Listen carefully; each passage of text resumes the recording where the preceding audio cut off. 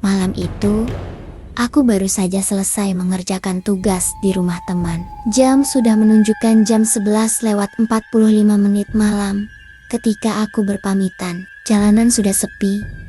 Hanya ada suara angin dan sesekali lolongan anjing dari kejauhan. Rute pulangku melewati sebuah jalan kecil yang diapit oleh kebun pisang di satu sisi dan makam tua di sisi lainnya. Aku sudah sering melewati jalan ini, tapi malam itu terasa berbeda. Udara lebih dingin dari biasanya, dan perasaanku mulai tidak enak. Ketika melewati tikungan pertama, aku merasa seperti ada yang mengawasi dari balik pepohonan. Aku mencoba menepis perasaan itu dan fokus ke jalan.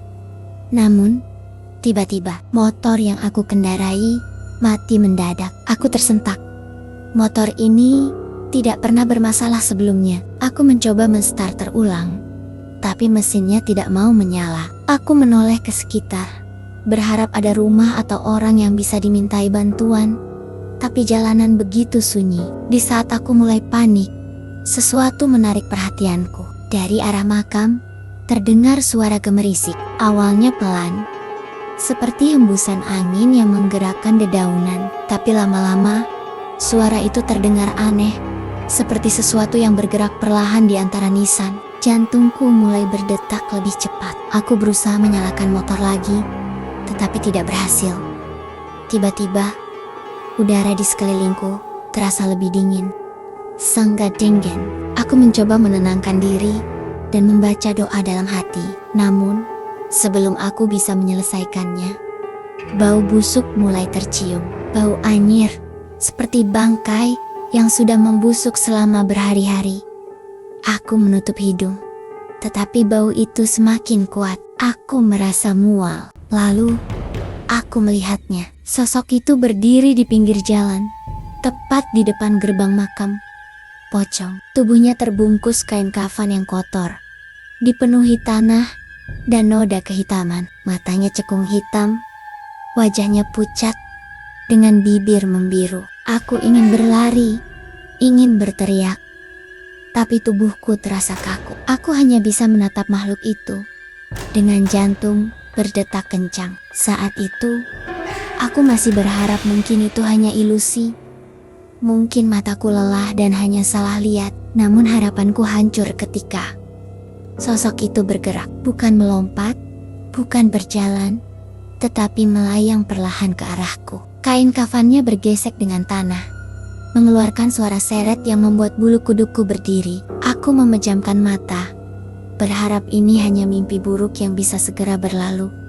Tapi kemudian, suara itu terdengar di telingaku. Desahan panjang, berat, tepat di belakangku. Jantungku hampir berhenti. Aku tak berani menoleh. Aku bisa merasakan sesuatu berdiri di belakangku. Begitu dekat. Bau busuk semakin menyengat. Aku berusaha menekan tombol starter motor sekali lagi dengan tangan gemetar. Tidak menyala. Aku hampir menangis. Aku membaca doa dalam hati. Kali ini dengan panik.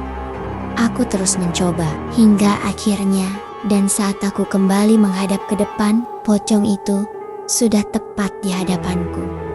Hanya berjarak kurang dari 1 meter. Aku bisa melihat jelas wajahnya. Mata hitamnya menatap langsung ke mataku. Bibirnya bergerak seolah mencoba mengatakan sesuatu.